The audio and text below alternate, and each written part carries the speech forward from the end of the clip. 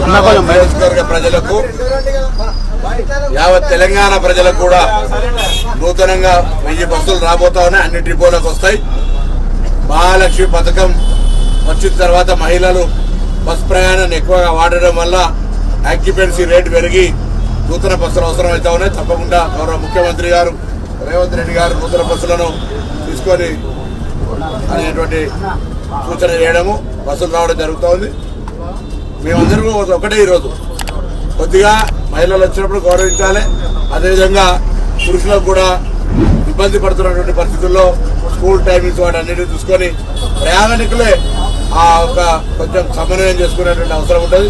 బస్సులు ఏర్పాటు చేస్తాం, ఇన్ఫ్రాస్ట్రక్చర్ క్రియేట్ చేస్తాం, బస్ స్టేషన్లంతా కూడా సర్వీస్ ఉంచే ప్రయత్నం చేస్తాం. ప్రభుత్వం ఇచ్చిన హామీ ప్రకారంగా మహిళలకు ఉచితంగా వ్యవహారం ఏదైతే బస్సు ఫ్రీ ఉందో చేస్తానో. ఇప్పటికి దాదాపు 7 కోట్లు ఫ్రీ టికెట్స్ ఇవ్వడం జరిగింది. అవన్నీ కూడా ఇంకా భవిష్యత్తులో ఎటువంటి ఇబ్బందులు లేకుండా పారదర్శకంగా మహిళల సౌకర్యంగా ఉండే విధంగా ఈ కార్యక్రమం తీసుకోబోతున్నమాట సందర్భంగా మనం చేస్తా ఉన్నాం. ఇలా హుస్నాబాద్ నుంచి కూడా మిగతా డిపోలు కావచ్చు, హైదరాబాద్ జెండా నగరాలకు కావచ్చు, అన్ని ప్రాంతాల్లో బస్సుల యొక్క అంశానికి ప్రభుత్వం అత్యంత ప్రాధాన్యత ఇవ్వబోతోంది.